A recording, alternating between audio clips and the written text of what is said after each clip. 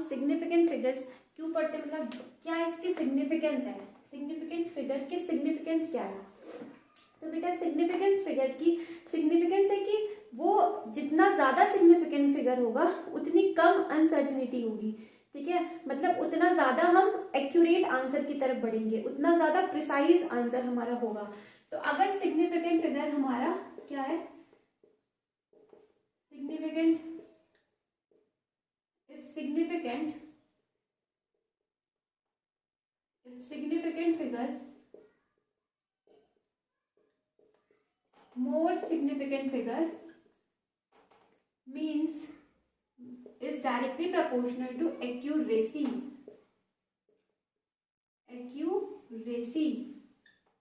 और precision, मतलब जितना ज्यादा सिग्निफिकेंट फिगर होगा उतना ज्यादा एक्यूरेसी होगी, उतना ज्यादा क्या होगा, प्रिसीजन होगा, और उतना कम क्या होगा बेटा, इनवर्सली प्रोपोर्शनल टू अनसर्टिनिटी, मतलब उतना कम क्या होगी, अनसर्टिनिटी होगी, उतना कम क्या होगा, अनसर्टिनिटी होगी, मतलब उतना कम डेविएशन होगा, कहाँ से, आपकी ट्रू वैल्यू से उतना कम क्या होगा, डेविएशन होगा। तो ठीक है, तो आप जानते हैं एक्यूरेसी, आप जानते हैं एक्यूरेसी और प्रिसीजन आपने पढ़ा होगा। तो अगर आपको ऐसा लगता है कि ये दोनों सेम टर्म है तो गलत है, एक्यूरेसी और प्रिसीजन में काफी डिफरेंस है, तो हम एक्यूरेसी और प्रिसीजन पढ़ते हैं, ठीक है। देखिए एक्यूरेसी का मतलब क्या होता है कि आप ट्रू वैल्यू के कितना करीब हैं, ठीक है, और प्रिसीजन का मतलब क्या होता है कि आप की जो रीडिंग्स आप निकाल रहे हैं वो रीडिंग एक दूसरे से कितने करीब है, समझ में आया, कितने क्लोज है, वो होता है प्रिसीजन और एक्यूरेसी, ठीक है। तो अभी हम उसके बारे में देख लेते हैं, प्रिसीजन और एक्यूरेसी के बारे में, ठीक है। और अगर हम इसका क्या बोले कि अगर इसका मैं आपको एक एग्जांपल देती हूँ, जैसे कि आप जानते हैं आपने बहुत बार क्या होता है वो कि किसी पॉइंट पे थ्रो करना होता है, ठीक है, तो आपको पता है कि आपका ये पॉइंट है, ये आपका टारगेट है, ठीक है, इस पे आपको थ्रो करना है, आपने किया होगा, ठीक है, और आपका ये दिया हुआ है, फिर एक ये दिया हुआ है, एक ये दिया हुआ है, ठीक है।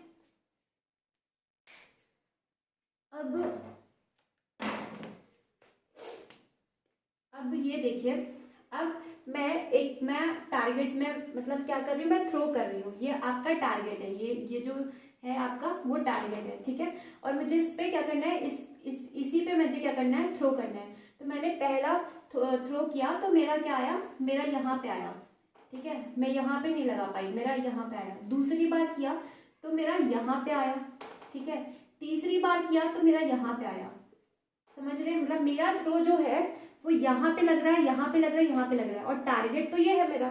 तो बेटा ये एक दूसरे के कितने करीब लग रहे हैं, देखिए मैं फेंक रही हूँ तो मेरा एक बार यहाँ लग रहा है, फिर एक बार यहाँ, मतलब एक दूसरे से कितने पास है, तो इसमें क्या होगा, प्रिसीजन होगा, ठीक है, प्रिसीजन होगा, ठीक है, इसमें प्रिसीजन होगा। बट अगर मैं पूछूं आपसे एक्यूरेसी है, एक्यूरेसी तो नहीं है, क्योंकि बेटा टारगेट से आगे है, टारगेट से काफी पीछे है, और देखिए अब जब करते जा रहे हैं तो ये यहाँ पे आता जा रहा है, ठीक है, यहाँ पे आ रहा है, समझ में आया। तो टारगेट के इर्द गिर्द भी नहीं है, मतलब काफी दूर है, तो इसमें क्या है, एक्यूरेसी नहीं है, पर प्रिसीजन एक दूसरे के बहुत करीब है, मतलब ये रीडिंग्स, ये जो मैं थ्रो कर रही हूँ, एक बार यहाँ थ्रो कर रही हूँ, फिर एक बार वहीं पे थ्रो कर पा रही हूँ, मतलब एक दूसरे से करीब है, समझ में आया। फिर ये जो टारगेट दिया मैंने यहाँ पे फेंका, ठीक है, फिर मैंने यहाँ पे फेंका, ठीक है, ये मेरा टारगेट है, बट मैं फिर यहाँ पे फेंक रही हूँ, फिर मैं यहाँ पे फेंक रही हूँ, फिर यहाँ पे फेंक रही हूँ, फिर यहाँ पे फेंक रही हूँ, समझ में आया। तो यहाँ पे क्या प्रिसीजन है, प्रिसीजन है, तो बिल्कुल प्रिसीजन है ही नहीं, क्यों, क्योंकि एक दूसरे से कितने दूर पे है, समझ में आया। क्या एक्यूरेसी है, एक्यूरेसी भी नहीं है, क्यों, क्योंकि टारगेट पॉइंट तो ये छोटा वाला गोला है, समझ में आया, छोटे वाले गोले से तो काफी दूर है, समझ में आया, एक्यूरेसी। फिर आते हैं यहाँ पे, देखिए यहाँ पे ये मेरा टारगेट है, ठीक है, फिर यहाँ पे आ रहा है, ठीक है, ये मेरा टारगेट है, बट इस यहाँ पे आ रहा है, यहाँ पे आ रहा है, यहाँ पे आ रहा है, ठीक है, पर यहाँ भी आ गया, ठीक है। तो यहाँ पे क्या है, यहाँ पे एक्यूरेसी है। अगर मैं आपसे पूछूं एक्यूरेसी है, तो एक्यूरेसी तो है, देखिए, क्योंकि इस टारगेट पॉइंट के ये करीब है। समझ में आया, समझ में आया, इस टारगेट, लेकिन प्रिसीजन नहीं है, प्रिसीजन नहीं है, क्योंकि एक दूसरे से डिफरेंस पे है। प्रिसीजन कब होता, जब ये जो है ना इसी के पास यहाँ पे होता, यहाँ पे होता, यहाँ पे होता, तो उस केस में हम कहते हैं प्रिसीजन है। तो यहाँ पे क्या है, प्रिसीजन, प्रिसीजन नहीं है। फाइन, समझ में आया। अब लास्ट वाले पे मैंने कहा कि ये मेरा टारगेट है और मैं यही हिट कर रही हूँ, यहाँ पे, फिर यहाँ पे, फिर यहाँ पे, फिर यहाँ पे, और मैंने पूरा क्या किया, हिट कर दिया यहाँ पे, मतलब पूरे अपने टारगेट को हिट कर दिया। तो यहाँ पे एक्यूरेसी भी है, एक्यूरेसी भी है, और अगर मैं पूछूं प्रिसीजन, तो ये वैल्यू एक दूसरे के बहुत पास भी है, तो प्रिसीजन भी है। तो आई होप आपको ऐसे समझ में आया हो। ये सब हम करते रहते हैं ना, आपने किया ही होगा कि कहीं एक चीज है उस पर निशाना लगाया ही होगा। तो आई होप आपको एक्यूरेसी और प्रिसीजन समझ में आया इससे। चलिए बेटा, हम एक्यूरेसी और प्रिसीजन के बारे में समझते हैं कि एक्यूरेसी और प्रिसीजन क्या होता है। कभी कभी ऐसा लगता है कि दोनों एक ही टर्म है, तो नहीं, दोनों बहुत ही डिफरेंट है एक दूसरे से, ठीक है। एक्यूरेसी का मतलब होता है कि आप ट्रू वैल्यू के कितने करीब गए, ठीक है। जैसे कि आप कहीं निशाना लगाते हैं, ठीक है, तो आपको पता है कि आपको निशाना एक जगह लगाना है, वो स्पॉट होता है, ठीक है। तो उस स्पॉट के कितने करीब आप गए, ये आपकी एक्यूरेसी होती है, ठीक है। जहाँ पे अगर आप प्रिसीजन को देखें तो आपने कितनी बार निशाना लगाया, और वो जो निशाना आपने लगाया, ठीक है, वो निशाना जो आपने लगाया वो एक दूसरे से कितने, वो एक दूसरे के कितने करीब था, ठीक है। एक्यूरेसी जो होती है, अगर हम बात करें एक्यूरेसी, फॉर एग्जांपल, जैसे कि आप लैब में एक्सपेरिमेंट परफॉर्म करते हैं, ठीक है, आपको पता है कि ट्रू वैल्यू जो है किसी भी ऑब्जेक्ट की ट्रू वैल्यू आपको पता है, ठीक है, आप जिसको भी मेजर कर रहे हैं, ठीक है, उसकी ट्रू वैल्यू आपको दी रहती है, और आप एक्सपेरिमेंट से क्या निकालते हैं, उसकी एक्सपेरिमेंटल वैल्यू या कैलकुलेटेड वैल्यू आप निकाल रहे हैं, ठीक है। तो उसके बाद जो उसकी वैल्यू आएगी, जो आपकी रीडिंग आएगी, वो उस ट्रू वैल्यू के कितने पास आएगी, ये एक्यूरेसी है। जहां पे अगर आप कितने 2-3 बार रीडिंग निकाल रहे हैं, ठीक है, 1 2 3, आप 3 रीडिंग्स निकाल रहे हैं, तो वो जो 3 रीडिंग है वो एक दूसरे से कितने करीब है, एक दूसरे के कितने पास हैं, ये क्या होगा, प्रिसीजन, ठीक है। तो चलिए एक्यूरेसी डेफिनेशन देख लेते हैं। Accuracy tell us about how a particular value close to the true value. जैसे कि फॉर एग्जाम्पल, आपको पता है मास ऑफ ऑब्जेक्ट 6 ग्राम है, ठीक है, मास ऑफ ऑब्जेक्ट इज 6 ग्राम आपको दिया है, ठीक है। ये क्या है, ये इसकी ट्रू वैल्यू है, ट्रू वैल्यू, इसकी ट्रू वैल्यू है, टीवी मतलब ट्रू वैल्यू, ठीक है। और आपने निकाला मास एक्सपेरिमेंट से, तो वो क्या आ रहा है, वो आ रहा है 5.5 या 5.9 आ रहा है, ठीक है।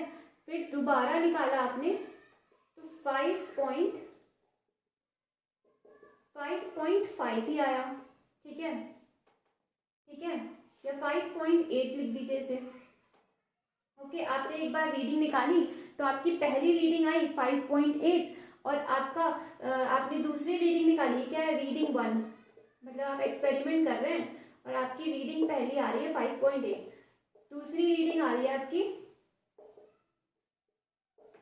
5.5। तो आप बताइए इसमें से ज्यादा एक्यूरेट क्या है। अगर मैं इसे ए कह दूं और इसे बी कह दूं, तो ए एक्यूरेट है या फिर बी एक्यूरेट है। आप जानते हैं अगर हम एक्यूरेसी चेक करें, ठीक है, ए है, एक्यूरेसी अगर आप चेक करें तो एक्यूरेसी बेटा ए की ज्यादा है बी के कंपैरिजन। क्यों है, क्योंकि बेटा ए जो है वो ट्रू वैल्यू के करीब है, समझ में आ रहा है। 6 ग्राम के ये 5.8 ग्राम्स जो है इसके पास है, ठीक है, as compare to B. B जो है 5.5 है, ठीक है, ये थोड़ा सा दूर है, ये थोड़ा सा पास है। तो एक्यूरेट अगर मैं बोलूं तो 5.8 जो आपका ए है वो ज्यादा एक्यूरेट है एज कंपेयर टू बी। तो आपको एक्यूरेसी समझ में आया। आइए प्रिसीजन चेक कर लेते हैं। प्रिसीजन बेटा वो बताता है कि how closeness of various measurement. देखिए वेरियस मेजरमेंट मतलब आप बहुत सारी रीडिंग्स लेते हैं ना, एक बार थोड़ी ना मेजर करके छोड़ देते हैं, 2 बार 3 बार 4 बार आप रीडिंग लेते हैं ताकि आपको करेक्ट आंसर मिल सके। ठीक है, तो वही it tells you about closeness of various measurement with respect to each other. ठीक है, इसका ट्रू वैल्यू से कोई लेना देना नहीं है। ठीक है, ट्रू वैल्यू से इसका कोई लेना देना नहीं है। ठीक है, ट्रू वैल्यू से इसका कोई लेना देना नहीं है। ओके,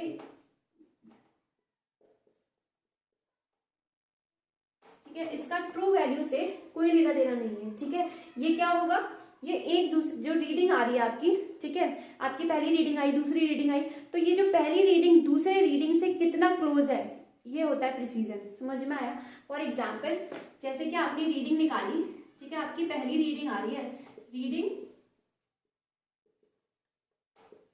आप निकाल रहे हैं, ठीक है, आप मास निकाल रहे हैं किसी भी ऑब्जेक्ट का। ठीक है, मास ऑफ ऑब्जेक्ट।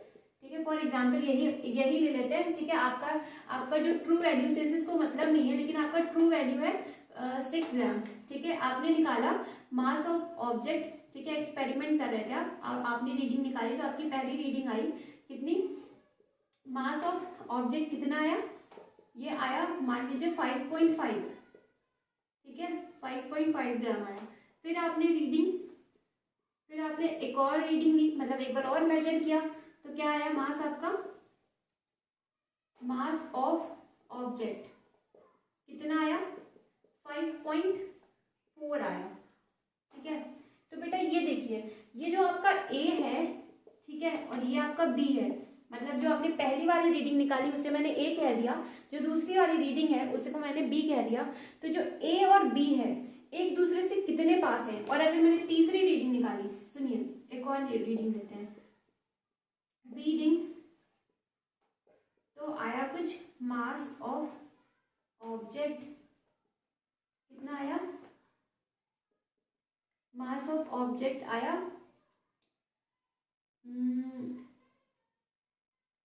4.9 ग्राम। ठीक है, कुछ ये आया। ठीक है, एक्सपेरिमेंट कर रहे थे तो ये 3 रीडिंग आई और इसे मैंने सी कह दिया। तो अब बताइए बेटा, ए बी और सी में से कौन ज्यादा प्रिसाइज है।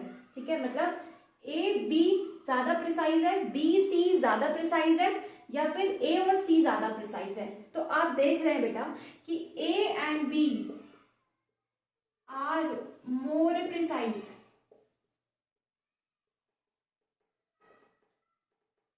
समझ में आया, ए और बी ज्यादा प्रिसाइज है। क्यों, क्योंकि इन दोनों में बेटा बहुत क्लोजनेस है। ठीक है, 5.5 और 5.4 ठीक है, क्लोज है एज कंपेयर टू 4.9। समझ में आया। तो प्रिसीजन जब भी चेक करेंगे तो हमें ट्रू वैल्यू से कोई लेना देना नहीं है। हम क्या चेक करेंगे कि हमने जो पहली रीडिंग ली है और जो दूसरी रीडिंग ली है, ठीक है, या फिर तीसरी रीडिंग, इनमें कितने क्लोजनेस है, मतलब इनमें कितना क्लोजनेस है, इन रीडिंग्स में कितना क्लोजनेस है। ठीक है, जहां पे हम एक्यूरेसी में हमें ट्रू वैल्यू से मतलब होता है, हम देखेंगे कि कितने करीब हैं हम ट्रू वैल्यू के, जो हम रीडिंग ले रहे हैं वो कितना करीब है। तो आई होप आपको एक्यूरेसी और प्रिसीजन समझ में आया हो। ठीक है, तो नोट डाउन कर लीजिए। ओके, आई होप आपको क्लियर हुआ।